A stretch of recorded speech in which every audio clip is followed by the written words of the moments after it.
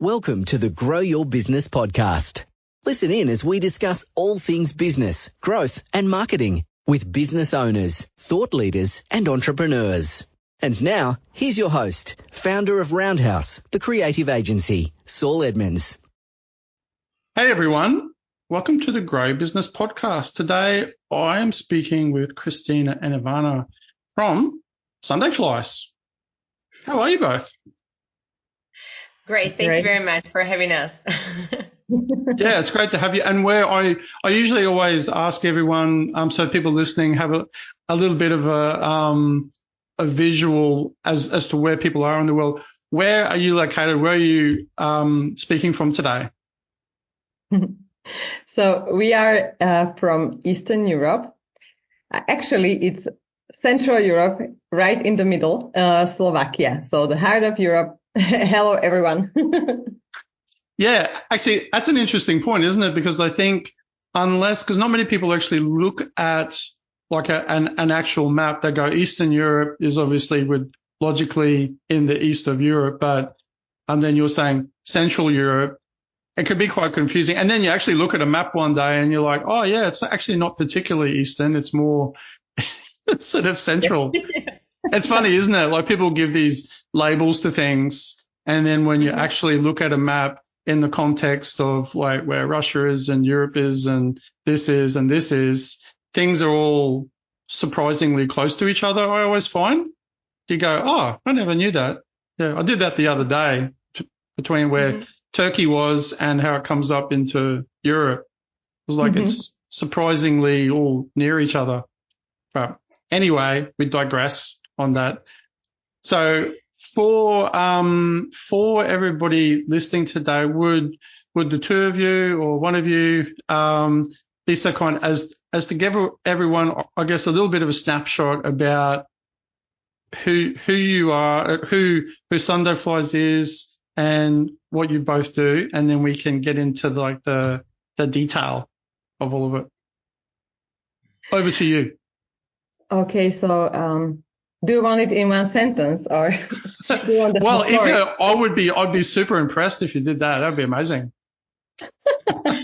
That would be truly amazing.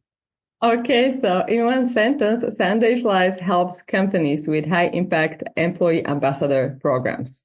That sounds like you've done it before, Ivana. Yes. Okay, so given that too, I have the advantage now after having a look. You were nice enough to share your book and doing some research on my own and all that to have like a pretty good idea. But for people listening, can you, I guess, define what an employee ambassador program is? What does that mean? Yeah, so employee ambassador is a person who is employed in a company and is representing it as a brand ambassador. So it's not an influencer who you pay to be your ambassador. You can pay them, of course, but you don't have to.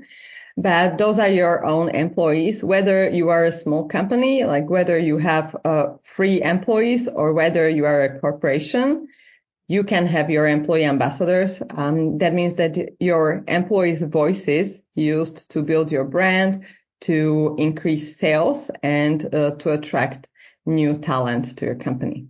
Sure. So is this, I guess, like a lot of people listening would be going, oh, well, that may not, for whatever reason, they might think this, they might go, oh, well, that wouldn't apply to my business because of whatever that it might be because they're a certain size or they're a type of business. So first of all, you're doing this primarily on LinkedIn, right?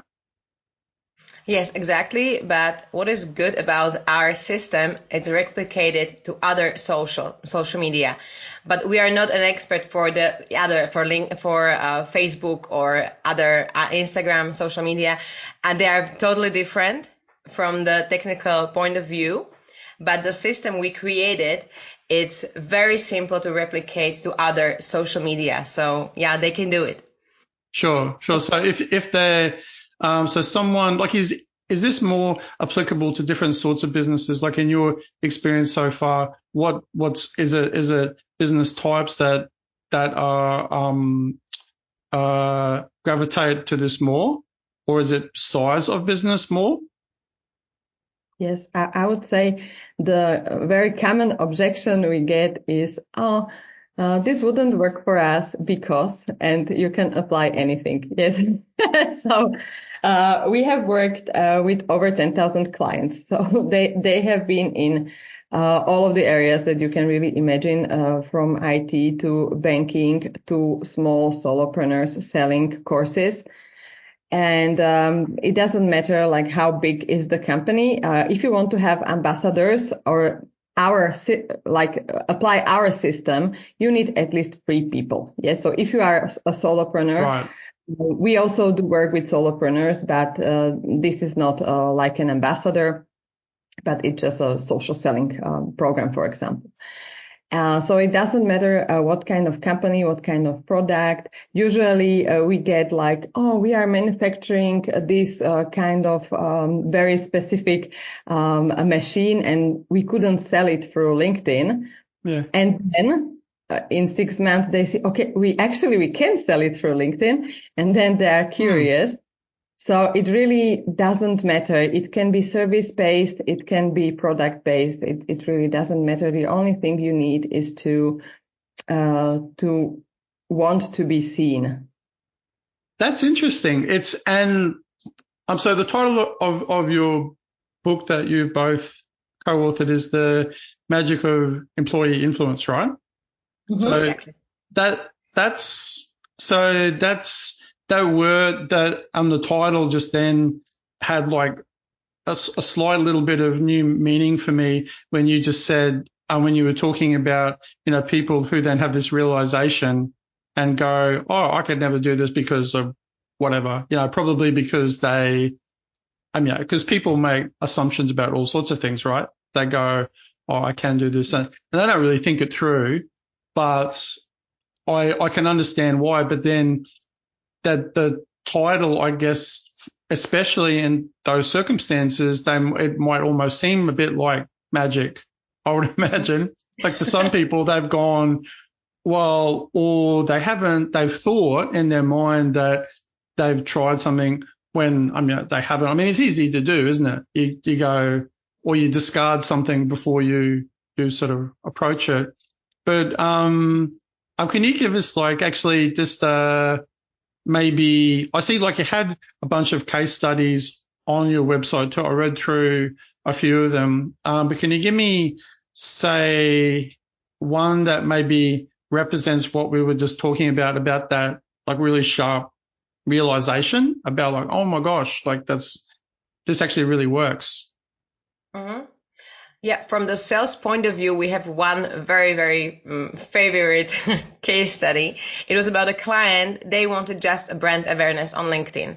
They never trusted it from the point of view of sales. It was like, no, this is not a platform for us, for sales. We have our ways to do it.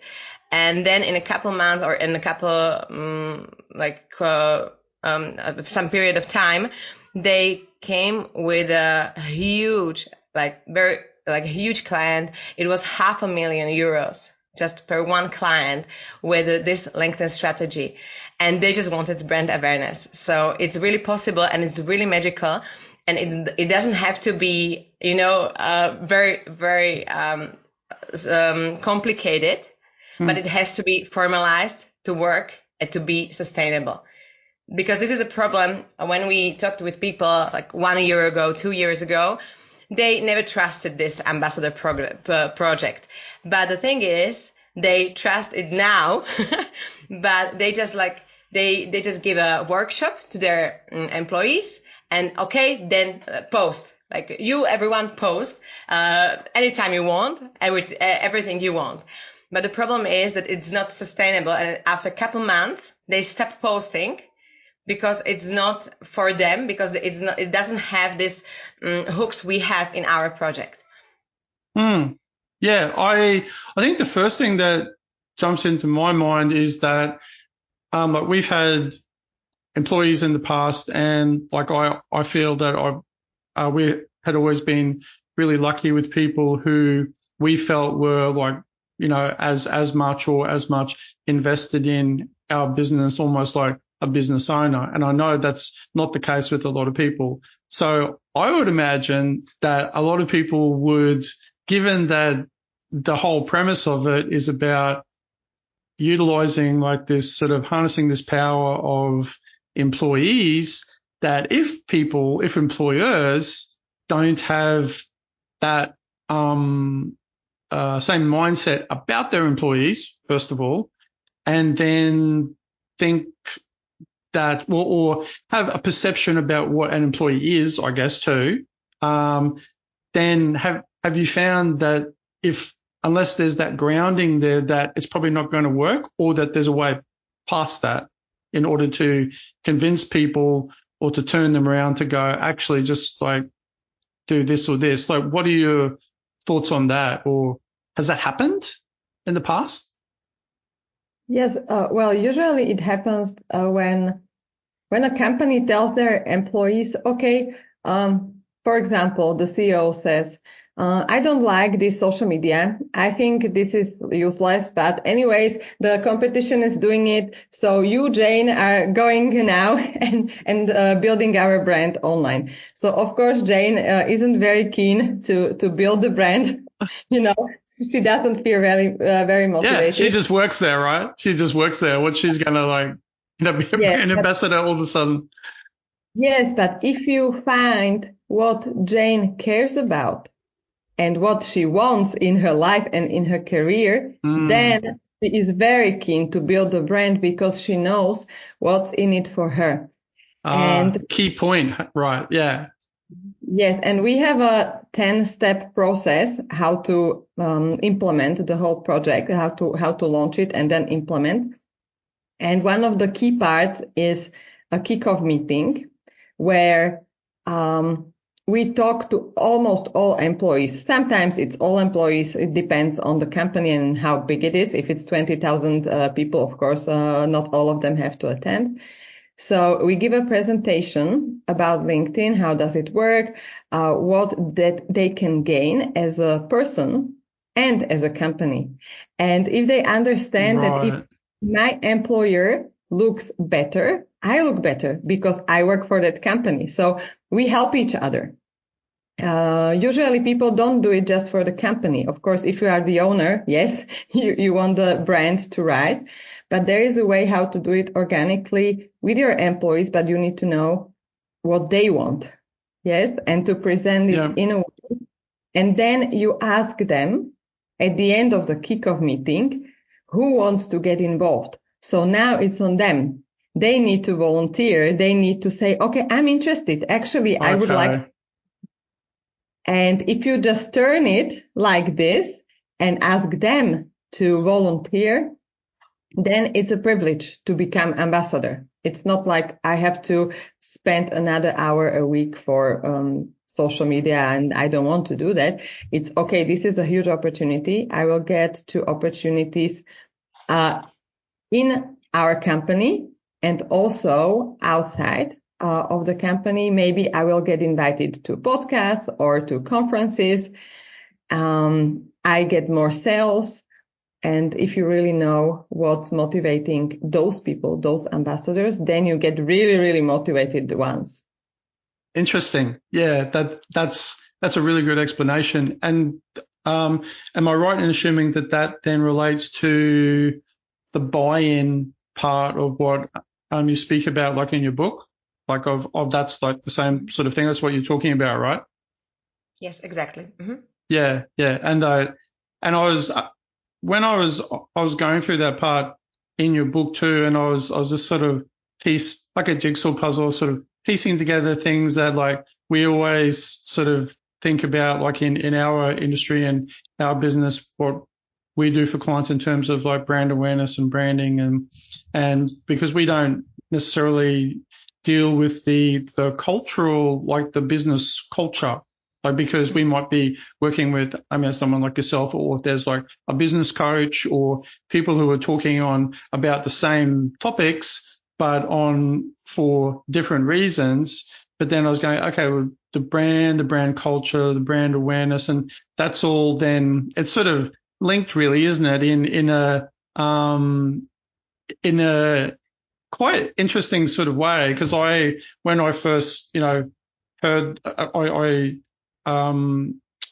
was introduced to you both, and I was looking at the topic, and my first impression was probably like a lot of people about what that might mean, that it may, be something along the lines of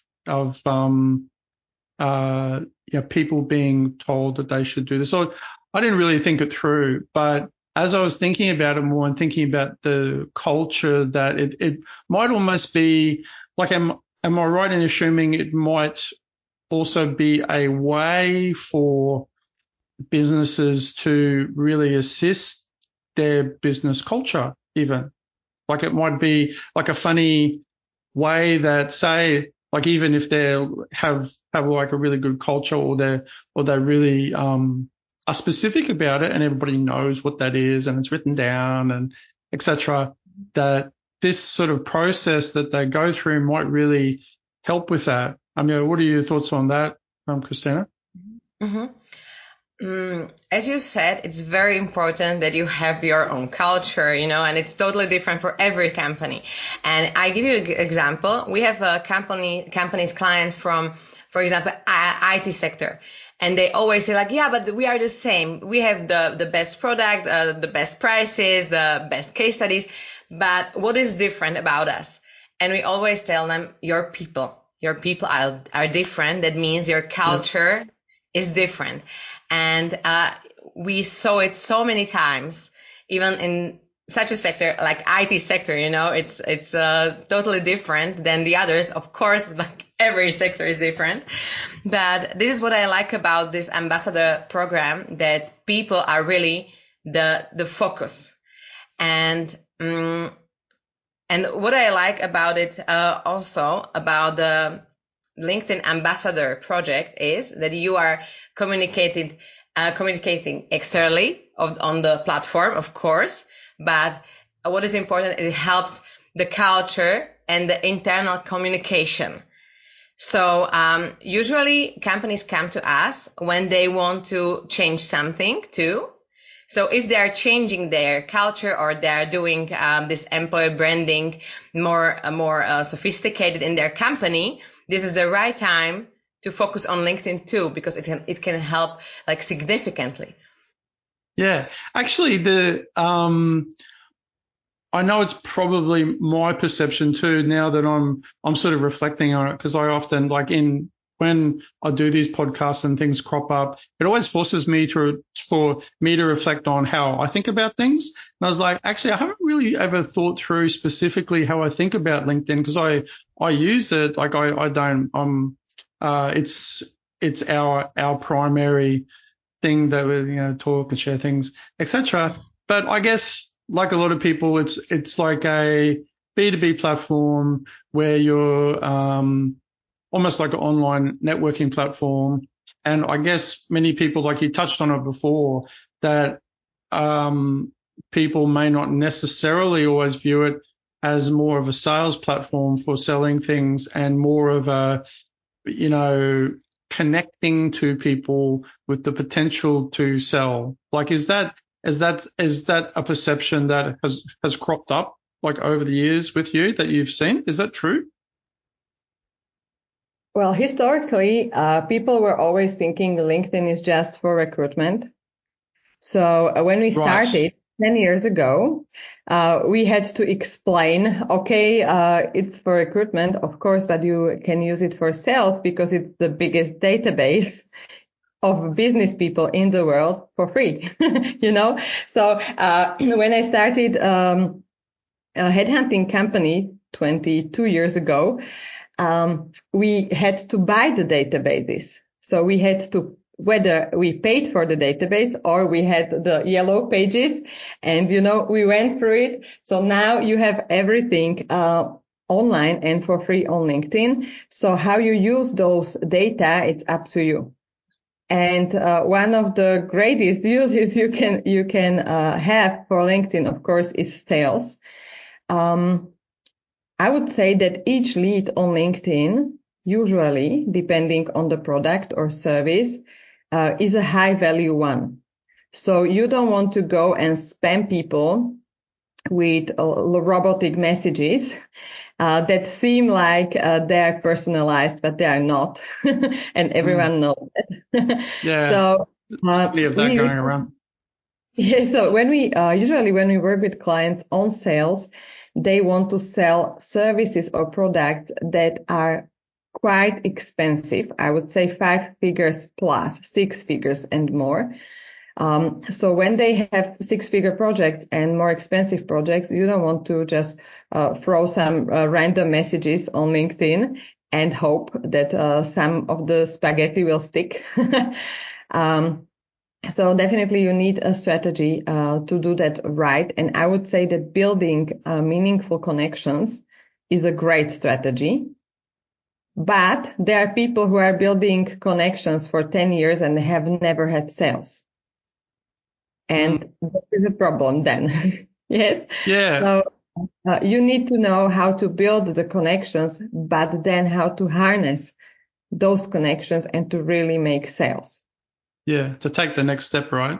Yeah. Then to take, but yeah, I guess that gets back a little bit to what I touched on before is people's perception. You know, it's like when people go, because it's sort of, I guess in a funny way, it's the same sort of mindset that if people go to a particular service provider, like even us, for example, I've encountered this like a lot over the years, is I always think it's really, really clear, say on our website, that we do this and this and this and this and this. And I try to really spell it out and make it really obvious.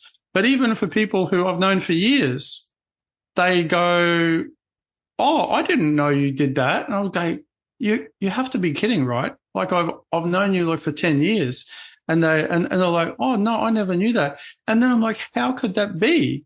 How could that actually be the case? And it's like, it's not through any like fault. It's that it's what people focus on is they have it in their mind. It's like they have in their mind that LinkedIn is a platform for this. They've always used it for that. And they haven't ever had an incentive or any reason to think otherwise. So they just keep thinking that, or they go like Saul from Roundhouse does this because that's what they used us for initially, and they haven't had any reason to think otherwise. And they're busy, and they're, you know, and they're thinking about their own stuff, you know, and not about me or LinkedIn or, you know, so, but it's an interesting point because then the revelation, I guess, that people might have about then all of a sudden LinkedIn could be this and I could utilize it this way is quite like it's a really interesting topic too. And then it comes to, I suppose, to your skill then to get past any roadblocks, right? That people, like you were talking about before, about what they think it is and how to convince them just to go to that little next step. So I'll just take a step back now as into your past. Before you were, before you became like, experts in global gamified employee advocacy, which you both are, obviously. What were you doing? Like, what was the history? I usually actually ask it at the start of the podcast, but we got into it pretty quickly. So what were you both doing before you are here at this point? Yeah, so I guess I will start because I'm older sister, so we haven't said it, but we are sisters. So I started a headhunting company probably 22 years ago, and for some years I had a business partner. We did a headhunting for companies, and we were really good in finding people that couldn't be found for months by whether headhunters or companies. And they started to ask how to do that. And one of the tools that we used was LinkedIn. And we got really creative with using it. So it wasn't only like searching, like a similar search you could do on any job portal. You had to be really creative, especially at that time, because now AI is helping you a lot. But then you had to really come up with ideas. Okay, I'm looking for an IT person. What does he do in his free time? He dances salsa. So we use that information to find him or her. So this was the headhunting part. And then it started to shift more towards LinkedIn consulting. And this is when Christina joined around 10 years ago. Mm-hmm. And you can continue. Over to you, yeah. Christina. Oh, and my story was a bit different. I used to work in totally different kind of companies. I worked for advertising agency, one of the best in the country.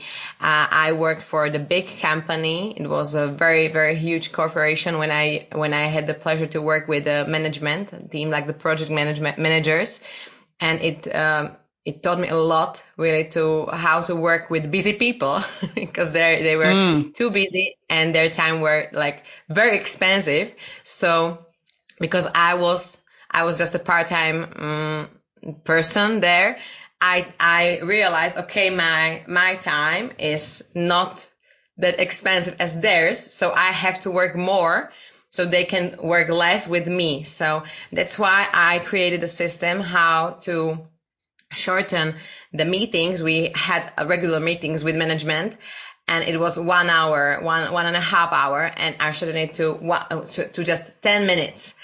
And it was very efficient. And this is what I like about me as well. And I like to find short ways how to get the best results.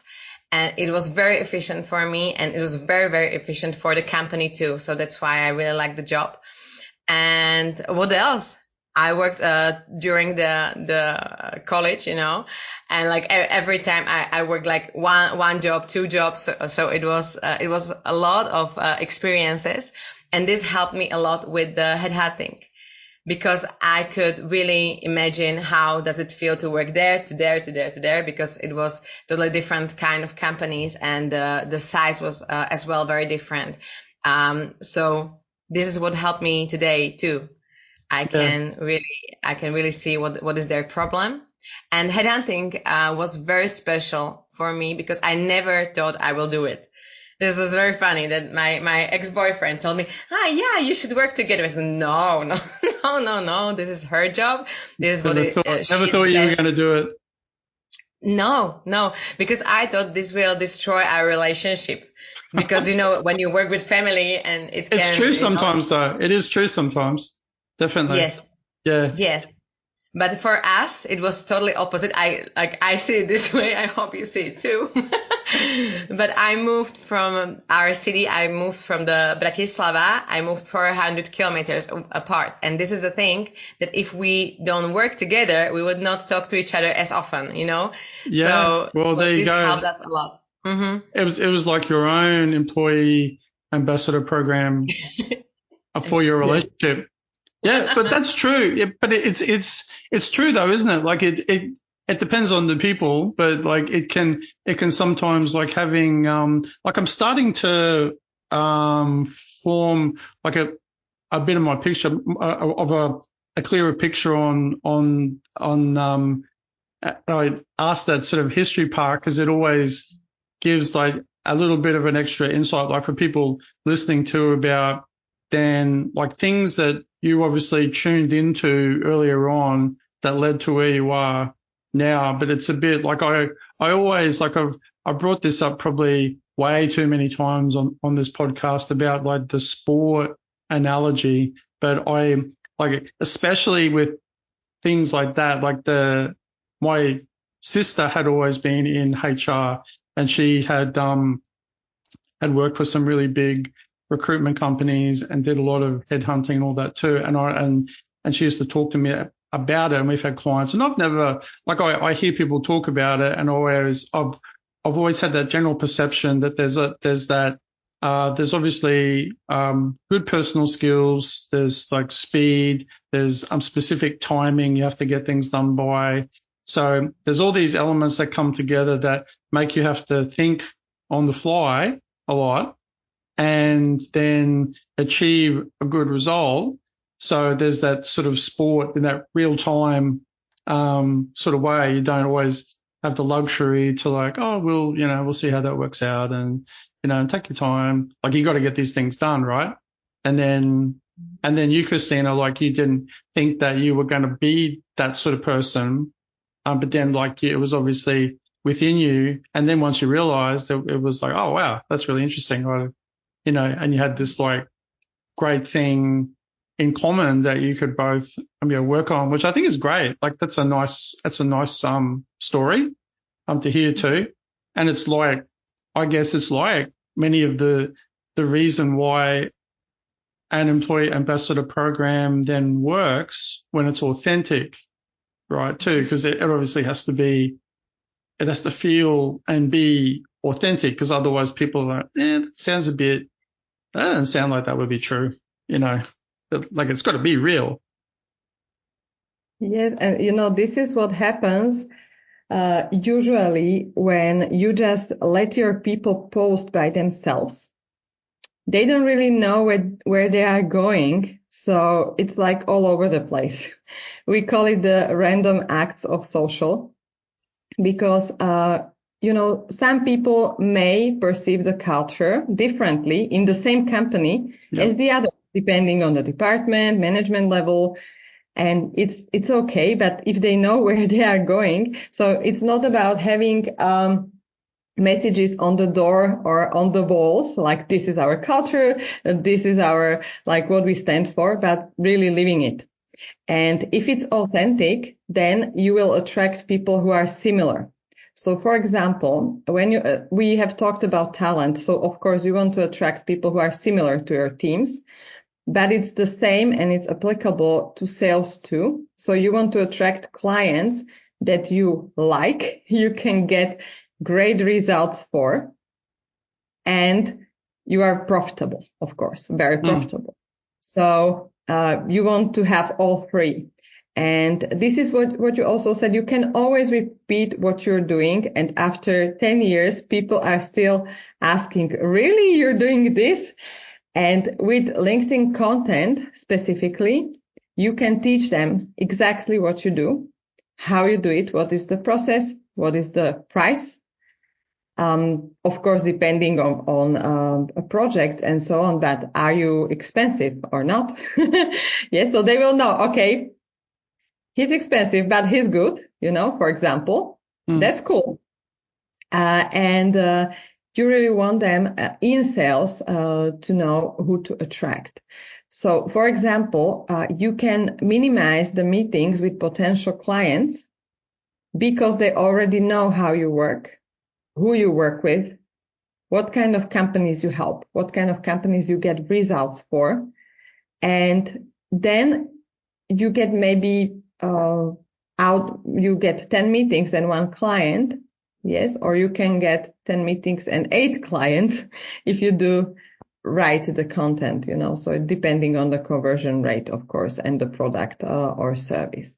So it gets so much easier. The whole business gets so much easier if you are yourself on LinkedIn. You don't have to pretend, because it's pretty hard to pretend to be someone for a long time. It is. It's actually hard because most people don't ever have any reason to do it, right? They're just themselves. So all of a sudden they're thrust into something where even if they don't have to be something else, like the business version of John Smith or like, Jane, they feel maybe like they have to because they're not, is it a bit like a different version of the fear of like when people aren't very used to public speaking or, and then they all of a sudden, they might be quite good speakers, but they've never had to do it. So there's the fear of the unknown. about, oh, I've got to be something. So unless they're told what that is, the unknown thing remains, doesn't it? Like it's still looming there over in the corner. Like, and unless like somebody spells it out, that's obviously, is it true to say that that's like a sort of at the heart of some of this, that people like just actually, it's like, I know it sounds a bit like I'm oversimplifying it, but that they actually just know what they need to do. They like, here's the rules of the game. It's like you can't play a game or you can't go on a trip unless you know what the path is, because otherwise you'll just be like, driving up some random road and you'll never get there. Like, yes, you want to be liberal with the rules so that they have a chance to create, because there are some companies who just give their employees content, like a corporate content, and they want them to share it. But of course, it has some value, but their own stories are much more powerful, like 100 times more powerful. So if you are too strict, people will not create.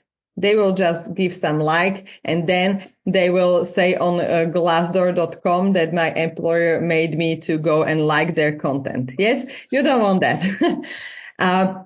But also you want to give them the structure and the rules so that they know, for example, that if I wouldn't say this on a meeting with our competition, I wouldn't post it on LinkedIn. Yeah. So then they know, okay, this is safe to post, this is not safe to post. They need to have guidelines.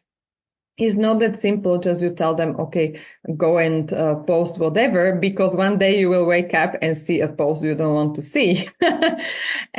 So you want to teach them, for example, very important thing, what they post online anywhere, it's there forever. So if they are angry about their employer, for example, you want to tell them in advance that if they are angry, they want to go in-house and talk to someone in the company. If they are satisfied and things are going well, they want to post it on socials.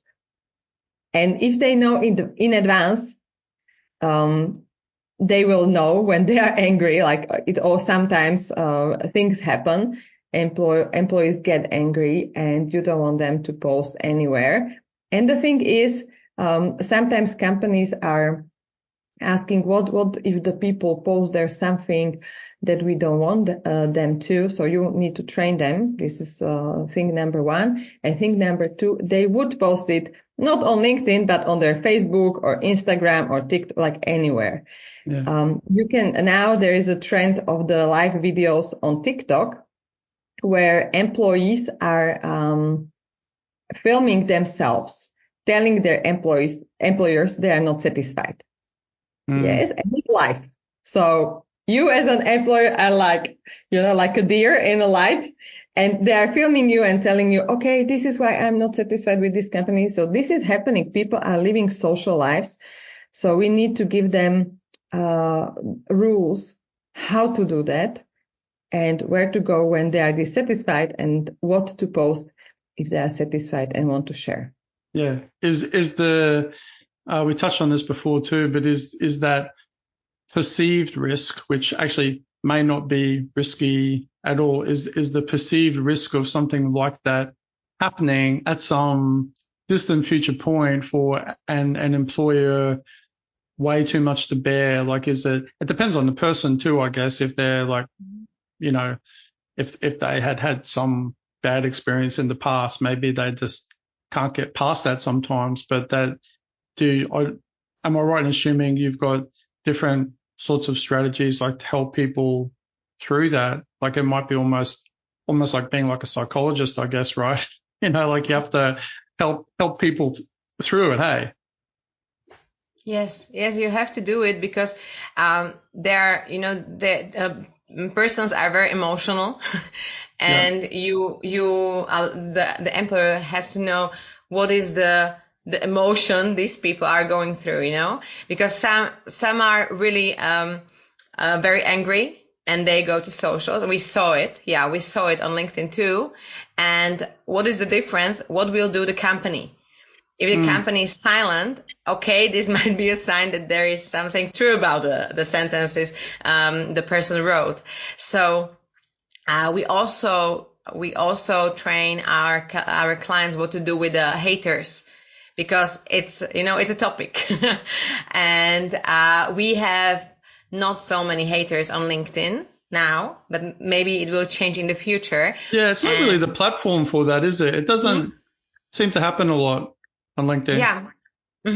I think it's because they are really, joined with the company. So that's why. And maybe they just want to look better.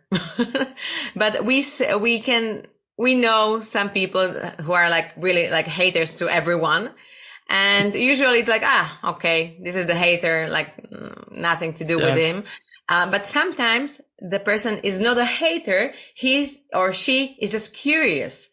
They just want to, create a discussion under your post.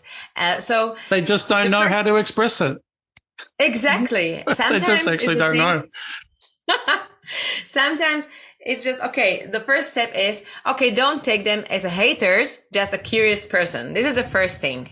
And if they're a real hater, they will show it. That's a lovely positive spin on it. Christina. Yeah. That's it. Yeah. Yeah. We saw it. And, I have my Ivana with me, and this is the thing, like always have someone who is more diplomatic than you, because I'm not. Very wise. Very wise. Yes. Yeah. And this is the thing, like we are similar, but we are totally different. And I am not diplomatic at all. And I'm more like straightforward. And, Ivana is more diplomatic and more, I think like people like her more because she's, so sweet and everything. On you, Ivana. Well done. Someone has to be more sweet. Might as well be you. So it's always good to have someone like this in your team when you are dealing with haters, like, of course. It's true. It's really, really true though. Yeah. I mean, I'm probably a mix. I know in the past I would definitely like have had somebody there to go, hang on, just like before you open your mouth, just like press pause for a second, but yeah, I mean, it's always great having someone in your corner, and then especially, I guess, in the whole, thing we're talking about too, if that can be your employer, to actually, if you're able to have that relationship, like not only just, sort of in the workplace, but because I guess the natural thing is that once people feel, we're talking about buy-in and they feel empowered, like, oh, actually it's not just my employer giving me some staff to distribute, and it's not in my pay grade, to do that.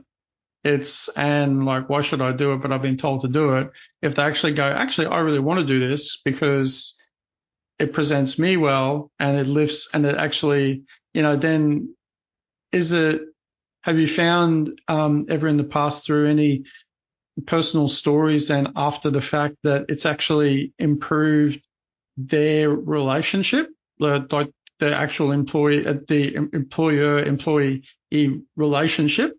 Has that happened? Yes, it happens very often, almost every time, because the project lasts around 1 year. So when we give it to the employer and then they continue. So we work with them for a year, and usually there are people from different departments who work together in this ambassador project who wouldn't work together any other way. So for example, you have a person who is junior in HR working with a board member in a small group of 5 people. Interesting. Yeah. So for the junior person, you would never get to a board member and to work with them so closely. So it's also for the board member, it's very interesting to know, how do the junior people in their company feel? How do they perceive the culture? What kind of problems do they have? So the cooperation is really mutually beneficial for all of the people who are involved. Usually in these projects, we start with 5-6 people. So it's a really small project team. And you get influence in the company you would never get usually. Yes.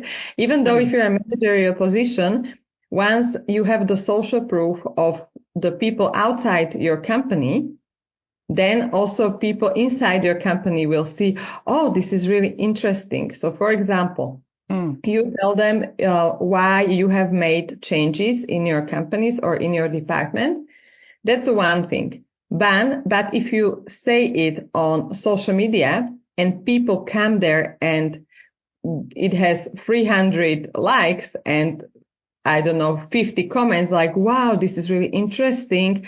And it's a very nice project. Then people see the social proof and actually it makes the change more valuable inside the company. So this is very interesting. Usually companies just think about the external influence, but also the internal influence is very strong. And the people who are involved as ambassadors usually get recognized. They get invited to conferences. They get awards like HR talent, or we had people got awarded as the best LinkedIn profiles in their field. Internationally, we work with companies globally, so they get global exposure usually. And the project is always made in a way so that the ambassadors will gain. Not only the company, but we want them to win, to feel great and to have fun, because then it's sustainable. It's not just 3 months of posting random things. It's a really meaningful project that gives power to their voice and to their company. And it creates like a movement inside the company. It creates a culture where other people outside the ambassador team want to participate, and they say, okay, I want to get in, and how do you do it? I want to get trained. So it has a really strong ripple effect for the ambassadors, not only for the company.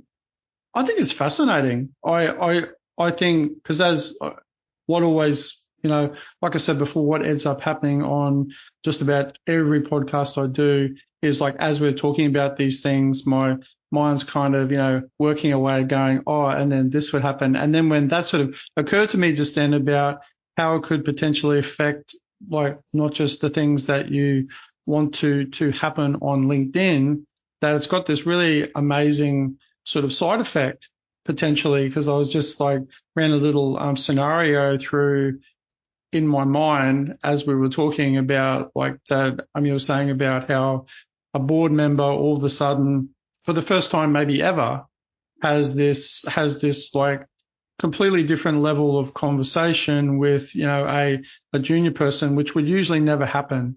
And they don't, and it's not like, and it's probably not that they would never want that to happen. It just doesn't happen. They don't cross paths. And so all of a sudden there's like the whole lot of previously unknown sort of insights occur to each other, which is often just on that human level. It's like when you have an idea about person A, which you have no idea whether that's true or not, that they're whatever, and the other person has their own set of like ideas. Then all of a sudden when they actually meet and actually talk, they all like largely disappear, and people like might find things in common, or they're both like this, or they're both play this particular sport. I mean, like, sport and cultural things are such a great connector. They seem to like magically dissipate walls that are in place, and people go, oh, I play squash. I always bring it up on this podcast because I'm like crazy about squash. So sorry, everyone who's like heard this for about the millionth time for me going blah, blah, blah about squash. But it's happened to me in the past too. I've met people and it just, however it happens, you go, oh, I used to play squash. Really? Wow. And then you end up talking about squash for the next like half an hour. Don't talk about business at all. But you've created this kind of link that you'd never be able to get otherwise. And like, I find it really fascinating that then the facility for that to happen, to have a conversation is kind of enabled by this program in a way. You've got these people working together that don't have a reason to normally, but then they do. And then it happens. I think it's amazing. And you, just like, taking a step back to, because I really wanted to ask, I know you had an explanation on your website about why you, call the business name Sunday Flies, but, can you, I want to find out a little bit more, because you had like your version on the website. Are there any other reasons, or is it just what it says on the website as to like the dragonfly thing? Yeah. Like it has many reasons. Ivana, do you want to say it, or I should? Go ahead. Okay. So it has really many reasons. The dragonfly is a very, very interesting species, or the dragonfly as itself. So if you don't know it, you should really search for it, because it's amazing. That's why we knew that we want this animal in our logo. And it was because we love Gilmore Girls.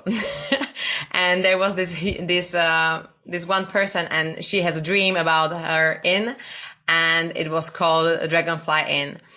So that's why we chose a dragonfly for our logo. I like dragonflies. I actually know, you may be surprised, Christina and Ivana, I know a fair bit about dragonflies. It's not through I'm not like a dragonfly nerd or anything.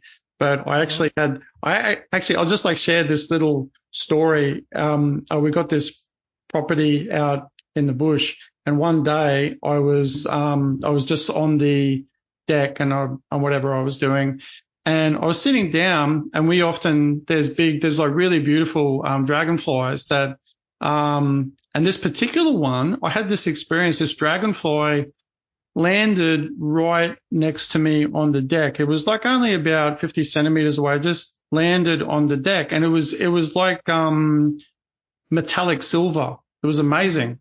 It was like this really beautiful dragonfly. And I just actually put my hand out, and to see like what would happen, I just put it out slowly, and it actually walked over to me, and it had sort of no fear. It was like this really simple experience, but it was kind of amazing, because I just generally that it would be afraid, but it sort of walked over, and I said hello to it. I won't say how I said it, because it'll sound silly on the podcast. I was like, hello, to the dragonfly in some sort of way, in my way. And it walked over, and it kind of looked at me and put its little head on the side. It sat there for quite a while. And then it actually walked onto my hand, and then it just, I was like, okay, and then it flew away. But I could see what I was like. It was quite. I've always found them really, like, obviously very beautiful. But you were saying too, in relation to hunting, that there's an element of that. Can you say like how that relates to? Because I thought that was really interesting as well. Yeah. They are very, very effective. The thing we love about dragonflies is they're beautiful, they're elegant, but they're very effective in hunting. In around 98%, they catch their prey. So they're probably the most effective hunters on the surface of Earth. Probably, yeah. And really comes back to the sales and social selling that we do, because even though we started as headhunters, headhunting is sales. It's just pure sales. People think it's something else. It's not. It's sales. Yep. We're selling to two parties, the person and the position. So you really need to dig deep into the motivation of people. And this is what we liked about the dragonfly, that it's really a kind of species that has been here for thousands of years, probably hundreds of thousands, so like really, really old. And it's still effective and still beautiful. And people always think about it differently as it is, So it's a really good hunter. Do you know, just out of interest, I'm sure there'd be some good metaphor here for what we're talking about, or maybe not, but it's still an interesting point. Do you know, just out of interest, about the transformation that a dragonfly has from when it's a larvae? Do you know what the larvae is like? Not really. I haven't dug deep. Tell us. I do. It's kind of, it's quite weird. It's probably, I can't remember what they're called. Let's just call it the dragonfly. It's like I think in the stage, because I know a fair bit of, like, strangely enough, I don't know how I know these facts, but I just do. There's these, there's different stages with insects, and I think it's the nymph stage. So I think it's the nymph stage of dragonflies is pretty wild. Like, it's a really strange creature. It actually lives underwater, and it still breathes air. So it goes up, but it's got this, I won't say it's creepy. It's just a bizarre creature. It's got this gigantic, it like hunts things under the water, but it's got this gigantic, almost like, if you open up like a drawer in like a cabinet and the drawer comes out and you put it in again, its mouth is like this giant drawer that comes out exactly like that and goes straight out and grabs stuff and goes and draws it in again. It's pretty wild. And then all of a sudden, but it's interesting because there's, in its stage, and I guess, like, all of us too, and maybe, I'm not trying to compare people with the nymph stage of a dragonfly, because that's kind of weird. But still, like, the fact, it's the general principle, everyone listening, okay? Don't get me wrong. Don't misinterpret what I'm saying. But just about, like, the extreme transformation sometimes that people have. Like, say, if you were going to go, okay, here's a good metaphor, that the person who's the employee who's just doing their job, then all of a sudden they have this, like, great set of, like, interesting realizations, like, the metaphor being the extreme change, that say this, if we take that metaphor further and go like the extreme potential, I guess, even for the change and how different it could be, I guess that's probably, I would imagine that could be, like, really transformational for people. Have you seen that? Like, because you would obviously then be speaking with a lot of different people who are employees who used to perceive themselves like this, and then after that they are really transformed. Has that happened? Yes, of course. What I really like is when our ambassador is introvert. No, maybe it's like we have usually at least one introvert in our team, like in the client side. And they say, like, oh, I don't like posting. I don't like it at all. But we chose them before because of something. And we have a system for it. So we know that the person we chose, it's good for the ambassador project. And even introverts are very good on social media.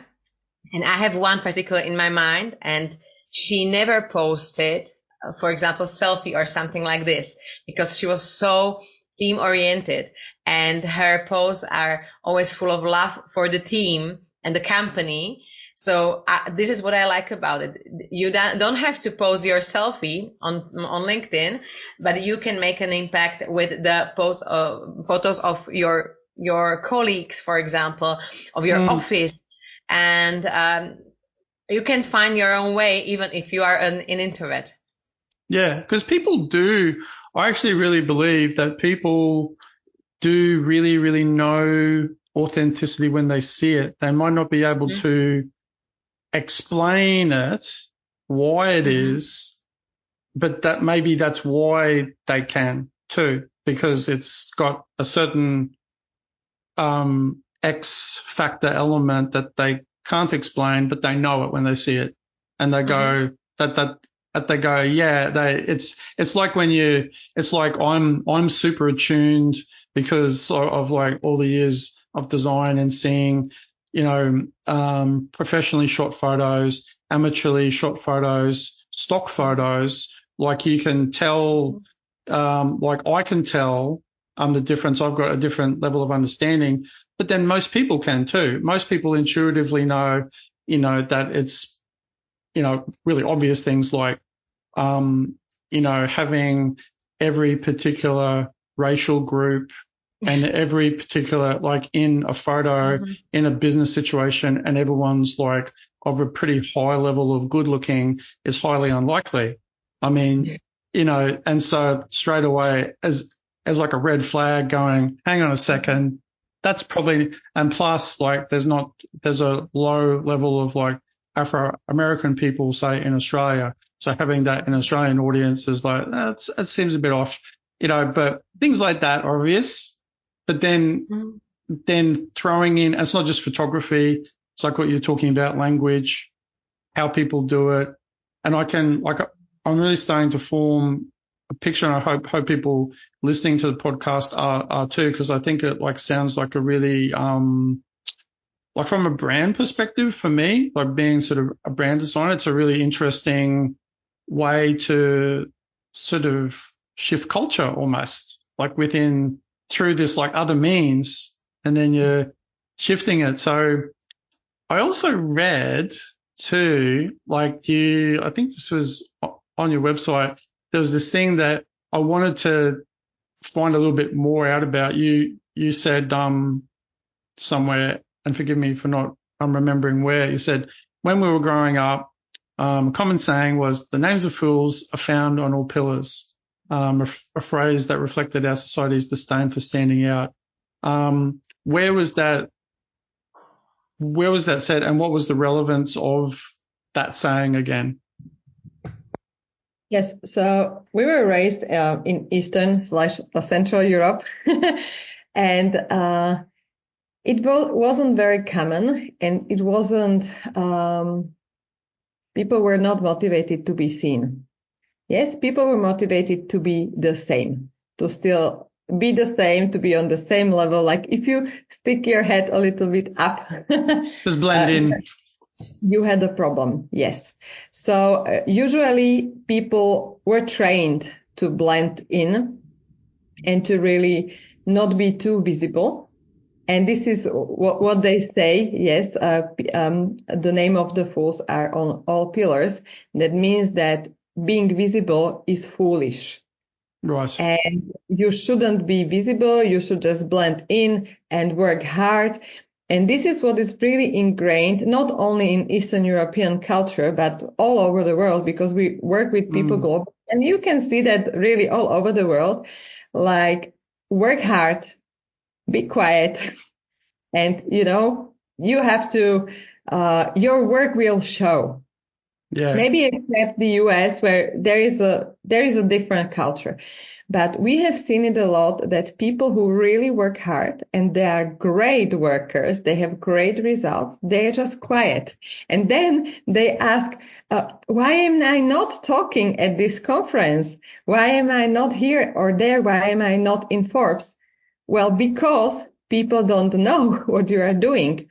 Probably just a small fraction of people, even in your company, know what you are actually doing. Yeah. So what we really realized during the headhunting career, that the story that you have and that you are visible, the little quirks and the squashes and the things that you love are the things that people love about you. And at the end, this is why they would work with you or they would make business with you. Because love that you love squash, whether they play it or not, it doesn't matter. They don't have to be, they don't have to love squash, but they love your passion for squash. So it really makes you industry famous.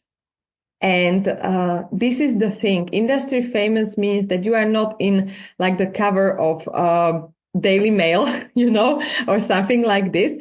But actually, when you step into a room of a conference of 100 people, you get people tell you, oh, I have seen your post on LinkedIn. I know what you do. Let's grab a coffee. So you are practically never alone, in these events. Yeah. Even worldwide. And this is crazy that sometimes client go to the other part of the world, it also happens to us. I've been to Miami, for example, 3 weeks ago, and people just go, I have just read what you wrote about, I don't know, being visible, for example. Mm-hmm. And it's so cool that the world is just getting smaller and smaller, and that really, if you decide to be visible, and it's scary for anyone. But it's true, very true. Yeah, but if we did it in Eastern Europe, we know we can do it everywhere, and this is why our global projects were born, because there were very interesting people here in Slovakia who brought projects to global playground. Like, for example, we work with a retailer. Can I say the name? Sure. DM Drogerie. It's the biggest drugstore here in Slovakia and in Europe probably. And they started a project here with 5 people or 6 people here in Slovakia. And now if you look at pages of DM Drogerie all over Europe, their LinkedIn is full and, flourishing. And it started in a tiny country of 5 million people. And that's just fascinating. I think it's a wonderful testament, like to that very idea that, like, from little things, like, great things grow, because it's really, it's like a lot of different cliches that are thrown around. That's like they're usually cliches because they're true, because like they're actually true, and then people, they apply a sort of a negative connotation to that fact, but the fact remains that it's still true, and that you've got from one person's story, like being a let's say like a nerd in almost anything, whether a nerd, like taking it outside of the context of a tech nerd, like a nerd being somebody who's really, really into something or things. There's always, even if it's like super niche, it's like a tiny niche thing, there's always like way more people out there than you realize who are really into that. And that's obviously, like, that feels like that's a strong element of why, things that we've been talking about ultimately kind of work too, because, like, even if it's not some really niche thing, but somebody is talking about a passion of theirs and their employee, or they're showing how much they love their team, and like that, all those little tiny things say something very specific about them that somebody else is going to relate to very strongly, even if there's like a relatively small group. But often those like small groups are quite big too. And nobody knows how big those groups are because nobody's done a survey on them.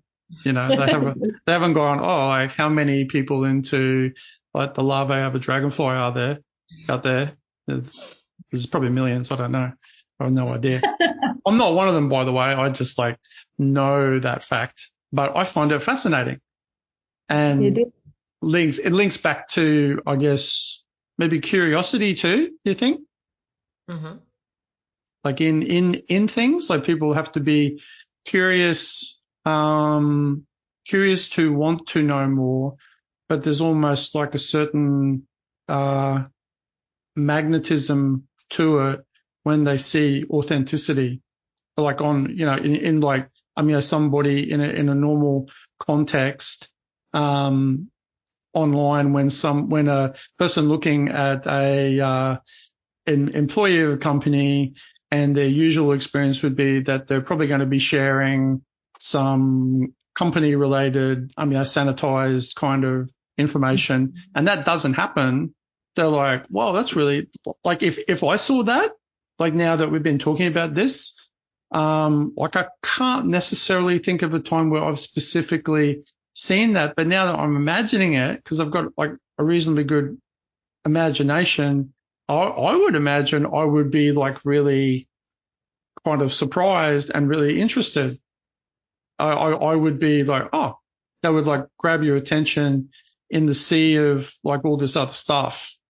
You'd be like, oh, hang on a second, that's really different. And like, because there's like so much information, right? And you're just like constantly, I mean, in saying that, I do actually, like, I don't really go onto Facebook anymore. I just don't really enjoy it. I don't really go on. I look at a lot of YouTube videos about specific things, or squash. Sorry, everyone. So squash, it's true. I admit it. But like a lot of other things. But then I spend, like, there's a lot of great content usually on LinkedIn. There's a lot of like I think anyway, a lot of valuable things that I like looking at. And it's often related to people I actually know too. So I want to share it and stuff. But, so like as we're getting onto like the tail end of our deep dive into all this, which is like super interesting. Was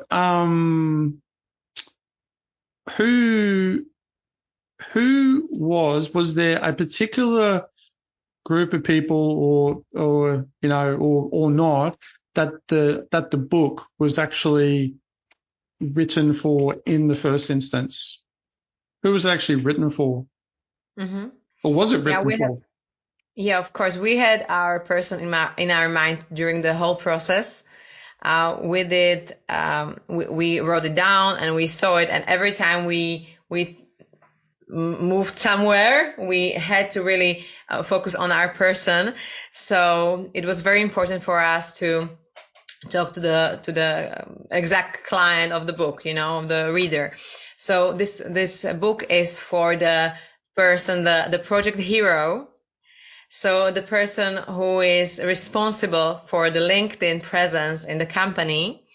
And usually it's a person who is just one person, and it's a lot of work for one person. So they need help, for example, for colleagues from the company, or it can be, for example, HR manager who sees a huge potential in the LinkedIn presence for the company, and they need to show up on the regular basis, and they saw the potential of the ambassador project in the company.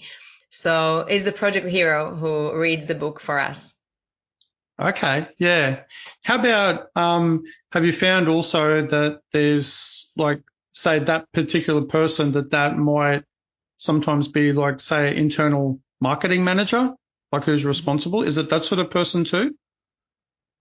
Yes.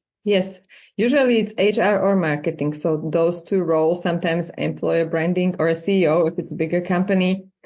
And the book is actually about how to structure the project. So it means if you want more people from your company to be involved in LinkedIn and you don't know how, you will know how in 10 steps. And actually what was very important for us is to give the reader a process where you can do that in just 10 hours. Because usually this process takes months to do. And we have seen it for 10 years. So it really takes months. Some companies really go around the project for years until they really decide and they have all the ducks in the row to start. But it's not that hard if you really know the process, how to do it. And you want to do it at the beginning in a structured way, because then if your ambassadors stop posting just to give them CPR, it's harder than start really good from the first point. So you need to start with the project. And this is why we wrote the book, because globally we haven't seen a book that does this, really help with the whole process, how to implement the LinkedIn project. And usually it's done somehow intuitively, but there are many problems that will come up. And we also cover it in the book, like the problems that you will come up with if you don't have the right structure. So feel free to dive in if you're listening. Yeah, well, it's like, honestly, it's probably the first time I've actually heard of this that your specific approach, because I think, like I said, like earlier on the podcast, when I was thinking about it, I was like, is it this, is it that? And then of course I started reading the book and I actually found out. So that was like the best way to find out, but like, I can really see, and I hope people listening to can sort of see the benefits. I think there's like many, like for me, it sort of sounds like it's a multi-faceted sort of approach. And like we said before, it has the ability potentially for people to kind of like give a little boost or like extra interesting things in their business culture maybe too. Like that might be like a little pleasant surprise that they find out about as they're going through. Like you don't know until you try, when you start talking to each other, and then you're like, oh, actually it's like easier than I thought, and you're way nicer than I thought you were, and et cetera, et cetera. All those things that kind of appear.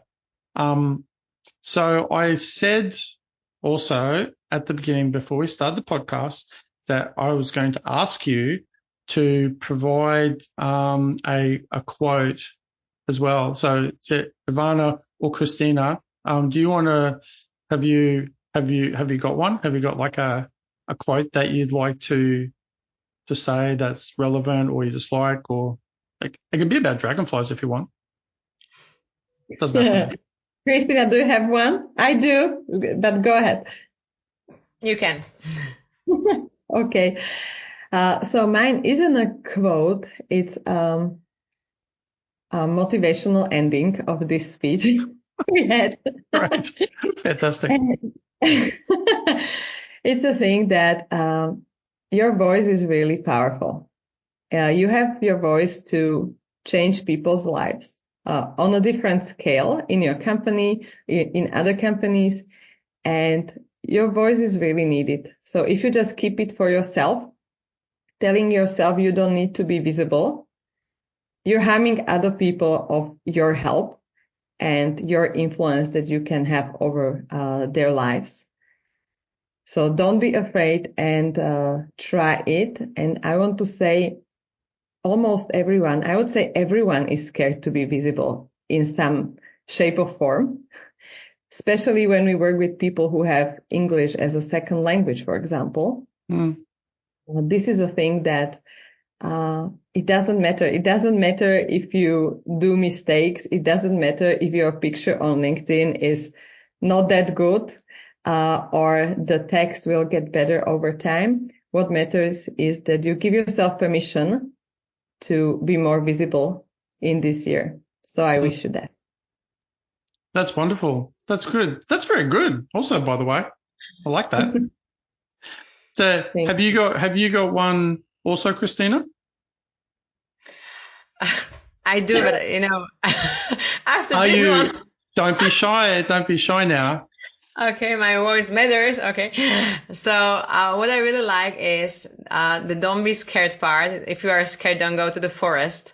Is we say it in Slovakia, and this is why we work on our project that are very unique, and we always find something that is missing on the market because we are not scared. I really like that actually. If you're scared, don't go to the forest. I like that. It's a good one. Yeah, forest is quite nice though. So except that after Ivana, it was totally lame. Emotional with the tears and everything. No. I found yours far more impactful. The thing is, my second one was the one you said, Christina. Okay. I had a teacher in secondary school. She told me that all the time. And I just loved it since then. And sometimes it's, it's about not being scared. Sometimes it's about dancing with being scared and going anyway. And thank you very much for having us and for enabling us to share the message. My pleasure. And I love the sister repartee too. It's very obvious. Yeah, no, it's great. And so just on a final note, what's the best way for people to actually find out? Like, we'll have a link in the description, but where do people go online to learn more? What's the best place? LinkedIn? Yeah, the best place, of course, is to go to LinkedIn and you will find the links, or you can go to sundayflies.com. If you want to buy the book, you can go to Amazon. It's available locally, so thank you very much. Yeah, no, thanks. Thanks, Ivana. Thanks, Christina. It's been like a really great conversation, very, very insightful, actually. And I hope people listening like have a few thoughts and maybe like a different perspective than they otherwise had. And so with that in mind, everybody, that's actually it for today. Thanks again for listening to the Grow Your Business podcast, and say goodbye, Christina and Ivana. Say goodbye to everyone. Bye-bye. Bye. Bye. See ya. Thanks for tuning in to today's episode of Grow Your Business. Have a great day, and we'll see you next time here at the Grow Your Business podcast.